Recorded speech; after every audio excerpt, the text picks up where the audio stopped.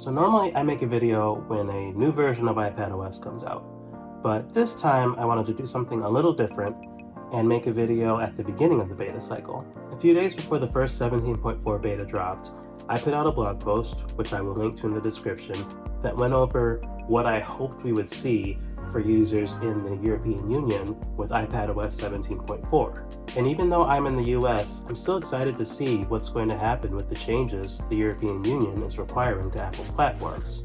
At least, I was. With the release of the first 17.4 betas, Apple put out a statement detailing how they intend to comply with the legislation in the EU called the Digital Markets Act, or the DMA. I will link to that announcement in the description. It's absolutely worth a read. You can tell whoever wrote it was pissed. The idea behind this framework is to limit or restrict the gatekeeping abilities of large digital companies that have a lot of influence in the market. The list of companies is the usual suspects. We call them big tech in the US, and Apple, of course, is on that list.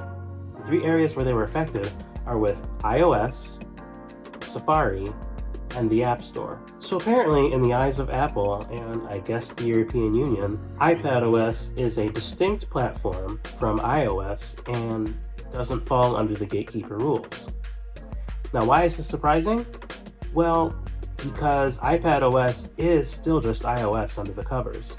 I like to think of it as like a grown-up version of iOS with the additional capabilities it has, but from a technical perspective, iPadOS and iOS are essentially the same. But that distinction means, at least for now, that iPad is not getting third-party app stores or non-WebKit browser engines. Now, I'm not really going to go into the non-WebKit browser engine thing, mostly because I feel like Safari on iPadOS has evolved over the years to be a pretty competent, but still imperfect, web browser.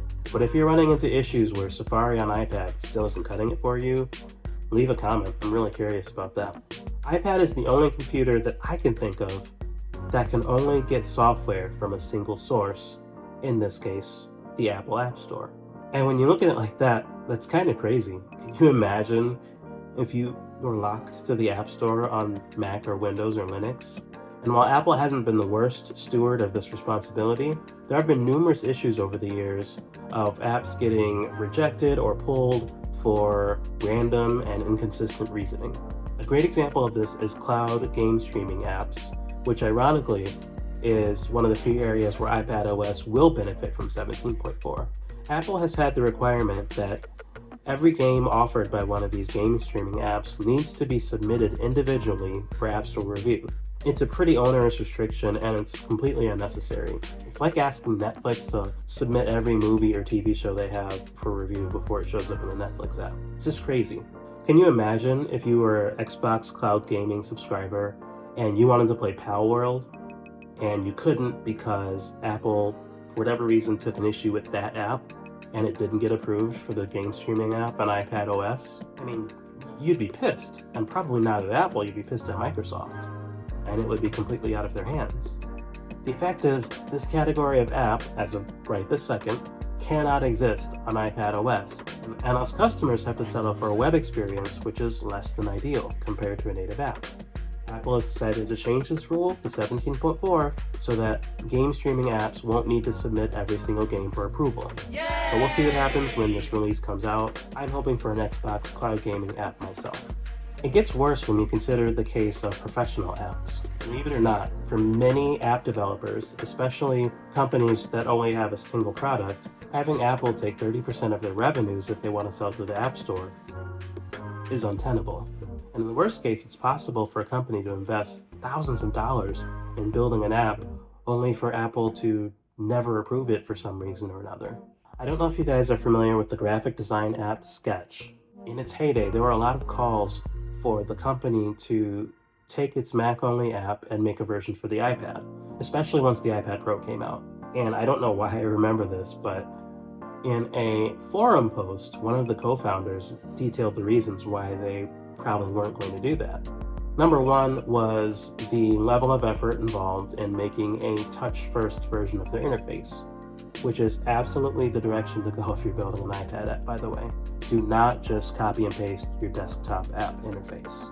The other thing they cited was the race to the bottom pricing on the App Store, which really doesn't work for professional software, which, prior to this subscription era we're in, generally commands pretty high prices. So between the App Store market's aversion to higher prices and Apple's 30% cut, it didn't make sense for that developer to put in the time and money to build an iPad version of their Mac app. And I'm willing to bet there are other professional app developers who did the same math and came to the same conclusion.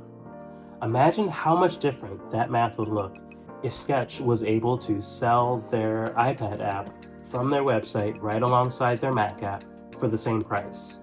Without Apple's 30% cut, there's less overhead and there's less financial risk for the company. It's going to be hard for the iPad to ever grow up if it's not allowed to outgrow the App Store. There are plenty of apps that Apple, for whatever reason, doesn't want in its store. And that's fine. It's their store. They can do what they want with it within the confines of the law. But that shouldn't mean that these apps just can't exist. There's nothing wrong with game streaming apps or things like emulators or virtualization apps. Apple likes to cite the security and privacy implications of allowing other app stores. And sure, I'm sure some of that is true. But from day one, Android has showed us that you can have alternate app stores on your platform and the sky doesn't fall. Outside of China, which has its own separate set of issues, there's not a huge malware and virus problem on Android, especially if you stick to reputable app stores like the Google Play Store or the Samsung App Store. You're fine. At this point, iPadOS and iOS users have been trained to just use Apple's App Store, and I don't think allowing a third-party app store on the platform is going to change that. Apple's revenues will be fine. Third-party app stores are nice to have on the iPhone, but I'd argue they're almost a dire need on iPad. The platform needs more apps that actually push up against the boundaries of what iPadOS can offer, so that Apple has a clearer picture of what they need to do to continue to improve the platform. So that's what I wanted to say about what's not coming in iPadOS 17.4. I'm disappointed even if I wasn't going to get those changes anyway. It sucks that Apple isn't taking more of a leadership position with the idea of making the iPad more capable. So I've talked enough. I'm curious what you all think about iPadOS not getting the changes that iOS is. Do you think Apple is right to fight so hard against third-party app stores? Let me know in the comments. As usual, if you've made it this far, thank you for sticking with me.